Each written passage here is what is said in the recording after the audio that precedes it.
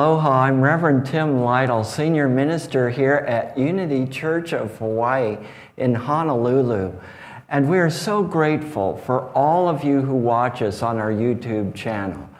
We know with you that as you view these teachings and apply them to your lives, that it helps to build your life into the very best one that can be imagined. If you're ever in the area, please come and join us for a service, and please enjoy the message that you're about to watch. Aloha.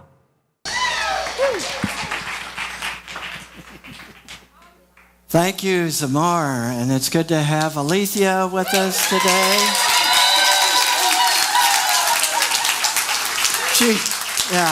She doesn't like attention. That's why we divert all this attention to her. And the amazing band, thank you. Oh, how fun. Well, it's so good to have all of you here. And, you know, the spiritual life is a call to do some deep work. It's not a call to just sit back and relax and feel good. But the spiritual life is a call to do some deep inner work.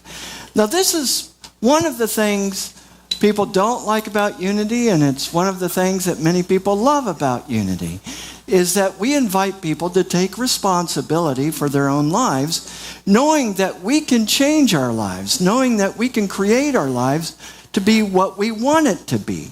But we cannot do that without doing something that I'm going to be talking about today, which is shadow work.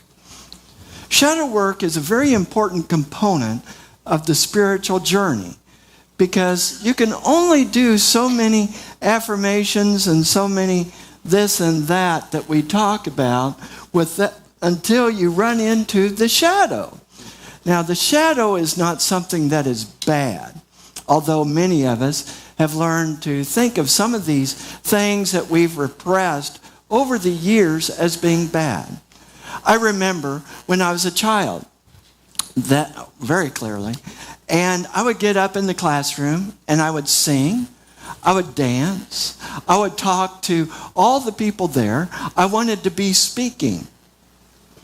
And my teachers said there was something wrong with me. They said that there was something really aberrant about me, that somehow I, was a mess, basically. And so now what do? I speak, I dance, I sing, because that's part of who I am. And I use that for what I do. It's not, thank you. We're not all supposed to be the same, right? Otherwise it'd be very, very boring. So all of us have within us these things that we are called to do, but sometimes someone has told us, oh, you can't do that. You can't feel that. You can't be that. Sometimes that shadow side can have some darker tones to it, darker in the sense of anger, resentments, maybe coming from abuse or trauma in our past. And as I said in the 9 o'clock service, if I was going to a church to be the guest speaker, this is not the message I would give. Because typically people come to church, they're wanting to feel better, and they're wanting to feel good about themselves, and you should. But here's the secret. In order to really begin to experience more and more freedom and liberation in our lives, we need to be willing to face our shadow side. Our shadow side, again, is that part of ourselves that we are unaware of, that has been pressed down. It doesn't mean that it's bad, although we may have called it bad. We may have called our anger bad. We may have called our jealousy bad. We may have called our whatever tendency we may have going on inside. And as we press it down, and there is this phrase in Unity that what you resist persists, because we're giving it more energy by resisting it. What we press down tends to gain even more energy And then come out sideways. Come out in ways that are acting out. Come out in ways that are destructive to ourselves and to others around us. Like in anger, with aggression, with, I don't know, whatever it might be that's in that shadow. I'd like to, so this is very much a part of our spiritual journey, but it's not necessarily the most fun part. Now, last night, I just had some time of meditation up in my office just to sit with my shadow, just to be there. And what is it I'm feeling, you know? So if there were feelings of pain, feelings of angst or anxiety, I just sat with it and just allowed myself to be with it and embrace it. And, okay, where is this coming from? And it's interesting that as I would sit with it, as I'm sitting with it, it's casting some light on it. And I begin to realize that it's not something bad, and it begins to transmute. It begins to integrate into my life instead of becoming something other. Many of us put on a mask and try to be something other than what we may be feeling on the inside. And Unity is no exception to this, and many churches, you know, and it's nice. I love the way you show up. And behind each one of our personas, behind that mask, behind that appearance, there might be a great deal of things going on that we don't necessarily want to broadcast to the world. We may not even be aware of ourselves. And that which we are unaware of controls us. That which we are unaware of that is in our lives has power over us and leads us to behave in ways that we're not even aware of. I grew up in a wonderful church, and a number of my family members are still involved in this church, the Church of the Nazarene. When I was 3 years old, and this is documented, I gave my first sermon. And my sermon was on the topic, if you can imagine a 3-year-old speaking on the topic of entire sanctification. That tells you something about my family background. In that particular movement, like Church of the Nazarene and Free Methodists and Salvation Army has this doctrine as well, what's called the holiness movement. There's this doctrine of entire sanctification. And it's a very wonderful doctrine about the Holy Spirit coming in and cleansing away all original sin, because we were very much taught about original sin, and the tendency to sin, so that if a person was entirely sanctified, then there was supposed to not be any tendency towards what they would define as sin. And board members, church leaders, ministers were expected to be able to stand up and speak to the fact that they had been entirely sanctified, that all the proclivity to sin has been washed away. Hallelujah. Amen, brother. Amen. You know about this stuff, right? And what would happen then when a leader had envy and jealousy and anger and, you know, that yucky stuff, they couldn't see it in themselves because, oh, I'm entirely sanctified. So, however they happen to act, it was the other person's problem. How convenient. And then they could say, oh, it's righteous indignation. I wasn't angry.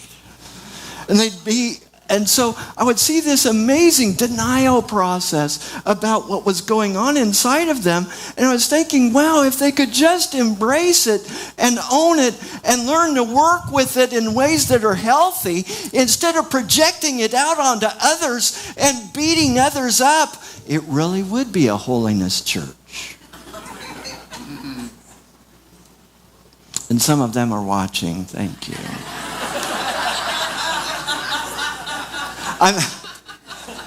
And we all have our issues, right? We all have our issues. I mean, all of us have a shadow side. And if you don't know that, that means that your shadow is in control.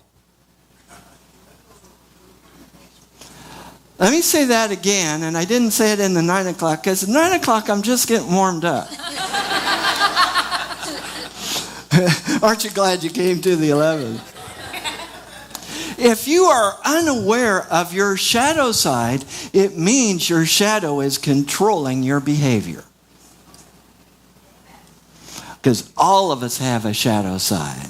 We can talk about light and love. And, my good friend, Reverend Paul Hasselbeck, who wrote Heart-Centered Metaphysics, was talking with me one day. I believe it was at lunch. And he said, Tim, I have this theory. I have this theory that in unity we focus so much on the light that what comes up is the shadow side, and we don't know what to do with it. Now, in our spiritual work, individually and in this congregation, in our country, and in our world, we are called to do shadow work.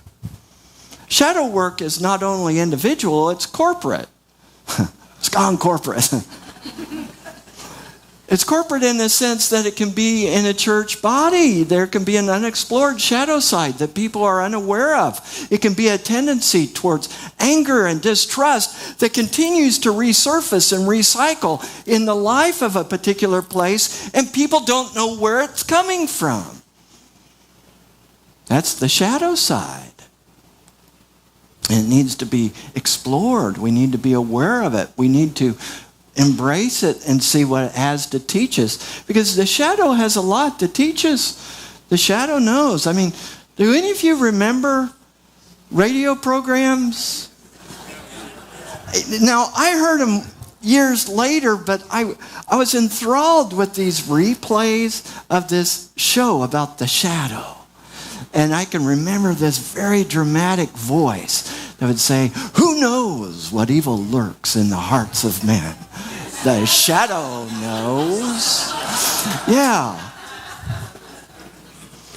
And so when I first went in the clinical pastoral education, having come from the Church of the Nazarene and having suppressed a lot of things, and they were uncovering stuff in me. They found so much of this stuff in me. I got the nickname Shadow Man. A shadow. It's in each one of us. This stuff that we don't necessarily want people to see. And it's not necessarily pleasant to look at. As I was sitting with it last night, I thought, well, what are you going to do? Kill me? Just let me sit with this.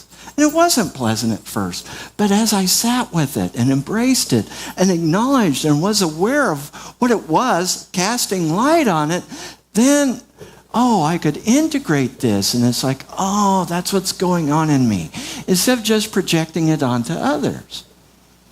Which, can be very convenient. And, there are, how do I want to say this in a unity church? I'm just going to say it, and then we'll work out the doctrine later. There are forces in our world that are malevolent. There are forces in our world that don't want your highest and best. But yet we know there's only truly one power and one presence. So it's like, okay, what will we do with this? Well, it's that shadow side that people have not learned to work with. And our shadow side comes out in our government. It comes out in other countries. It comes out in our world. And if we really want to bring peace to this world, it needs to start with us. It needs to, where we need to light up our own shadow life. Yeah? So, we're going to have a full screen here. We're going to get to some graphics. I want to show you the picture of our shadow side. Okay, so here's the persona, the mask. What we show the world. And some of us get very, very good at that. Okay, this is how we show up. And then when someone sees us acting in some way that's really different, like, my wife will say, "I'm going to tell the church how you act."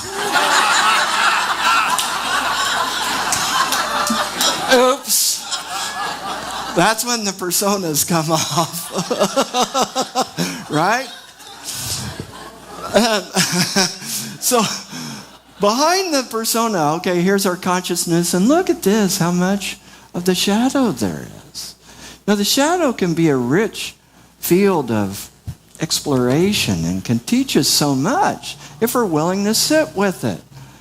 Now, those of you who don't believe that you have a shadow side, think of someone who really irritates you. Let's do this. Think of someone who really irritates you. I mean, them just showing up irritates you. How dare they be them? All right, just think of that person. And think about this. Do they remind you of someone? Do they remind you of someone from your past? Maybe a mother, a father, a brother, a sister, a teacher, an auntie. Do they remind you of somebody? And maybe when you were little, you couldn't do anything about it. And now that you're an adult, you just like smack them around. Is there anybody like that in your life? And if not, I pray that you find somebody. So that you can work on your own shadow. Yeah? And so you know that your shadow is in operation and in control when you realize, oh, that person reminds me of my dad. That person reminds me of my sister. That person, oh, that's when your shadow is in full bloom and you're not totally aware of it. Again, this is a very important part of the spiritual journey. A lot of churches try to take a short circuit, try to take a bypass around this work. You know, and it's like, oh, you know, if it's in Church Nazarene, oh, just pray more. If it's unity, oh, say more affirmations.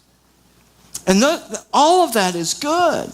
But we need to do the in-depth work of really embracing and being aware of our own shadow. It's spiritual work. It's so spiritual that many churches don't want to do it.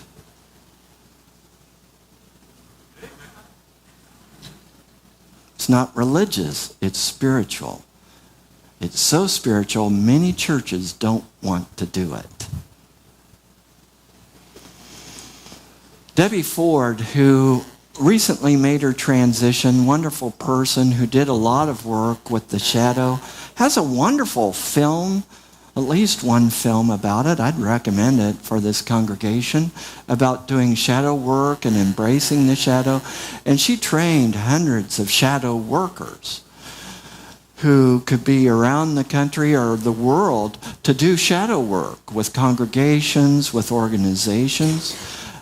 Debbie Ford said, when we deny ourselves a safe outlet to express our dark side or refuse to even acknowledge its existence, it builds up and becomes a powerful force capable of destroying our life as well as the lives of those around us. Because you suppressing it isn't going to make it go away. That actually gives it more power. It's only by integrating it, embracing it, being aware of it, loving it, that we can begin to transmute it and find ways in which we can learn from it. Because the shadow knows a great deal. Did you know that when you connect with your shadow, you can heal profound fears and traumas? Many of us try to run from our fears and traumas instead of just feeling them and moving through them. Yeah. I used to have a fear of even really interacting with people and standing up for myself. I needed to face that fear and see, what is that about? What's that about? It was so many weird, funny things. I mean, one of the things was, here's an odd fear. You ready? This is confession time. I loved my dad so much and I held him in such high esteem. I didn't want to do anything where I would ever outshine him. I never wanted to step into my own greatness. I didn't want to steal any light from him. So I learned to play dumb. I learned to play stupid. That's part of my shadow. Yeah? When I was interviewing with Unity and Marin, I had a psychotherapist on the interviewing committee, and then, all these people have done all this in-depth shadow work. And so one of the interview questions was, tell us about your shadow and what you do with it. That's a great interview question. I recommend it for any candidate for the Board of Trustees.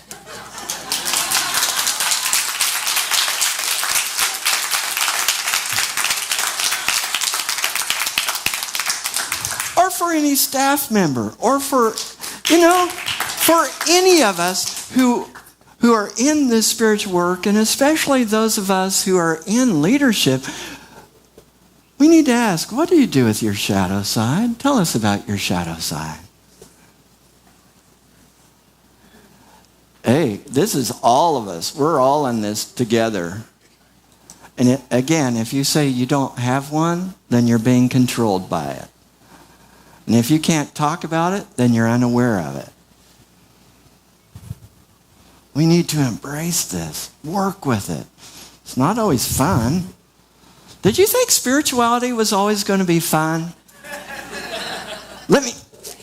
Newsflash. Spiritual work can be difficult, challenging work. Well, no one ran out of the service. I'm so grateful. Carl Jung, who, was a student and colleague of Sigmund Freud, did a lot of work with the shadow. And he says, one does not become enlightened by imagining figures of light, but by making the darkness conscious. Have you ever watched Dr. Jekyll and Mr. Hyde? Any of those? I think the first one was made like in 1931 or something. Then there was a remake in 1955, and there's been various versions. Maybe the most recent was 2003 or something like that. And it's about this doctor, Dr. Jekyll, who is convinced that within the human psyche is this unexplored depth, these sometimes violent, aggressive emotions, some of these things that we don't like to look at.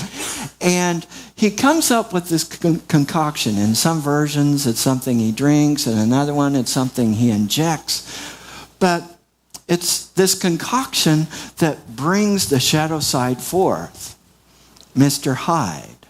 I think it's on purpose that he has that name, Mr. Hyde. Our shadow often is in hiding. We're often unaware of it. And when the shadow was in control in his life, Mr. Hyde, wow. He was a dangerous character when the shadow was in control. The best way for us to do this spiritual work is to be aware of that shadow side. Love it, embrace it in ourselves. And when we can do that in ourselves, then we can begin to do it with another. Here's the unfortunate news. You can't change another person. I know it. Sucks, doesn't it? I'm telling you, I'm just giving you all this news. It's like, why did I come to church today? You can't change anybody else. But you can work on yourself. I saw Elaine Wong running around with a Gandhi shirt that says, be the change. Be the change you want to see in the world. It needs to start with us. And then when we do that, then we can create a vessel, an environment whereby others can do that work. And that's really what the spiritual life is about, is creating a safe space whereby people can do their spiritual work with themselves and with each other, revealing the Christ that we are. That's what we're here for.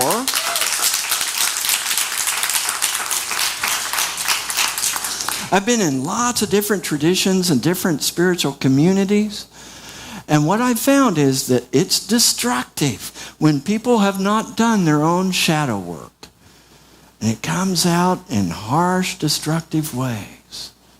We need to do our work, each one of us, wherever we are, congregant, leader, minister. Hey, I got my shadow side. Oh my goodness. I got all kinds of stuff, you know. I'd even thought, about me and my shadow. But I know about it. I'm embracing it. Sometimes it scares me. Sometimes I don't like it. But it's important to know what's going on inside. So that our lives, this spiritual community, this country has a shadow side. Oh my gosh. Prejudice, the way we've treated the native indigenous peoples, the ways in which we have created inequality. We have a shadow side that we're afraid to talk about. And we project it on the others and make them bad, make them the other. Countries do that. The world does that. It is time for us to look sincerely at our shadow side. I was in a workshop with Unity Worldwide Ministries, and this was about racial inequality. And we did some down and dirty talking about some of the prejudice that people had experienced in their lives, the effects of that, prejudice that we ourselves had held, the effects that had in our lives. We got real. It's time for us to get real. Now there's this voice, sometimes the parent's voice, don't do it, no, don't do it, don't go there. Don't open that door, no. And there's this book, it's written by George MacDonald. George MacDonald was the mentor of C.S. Lewis. A lot of you may know of C.S. Lewis, the writer. George MacDonald was a Scottish clergyman that, I'm sorry, Clive Staples Lewis, that you took a lot from, because I've read both, and a lot of the ideas and metaphors are taken from George MacDonald.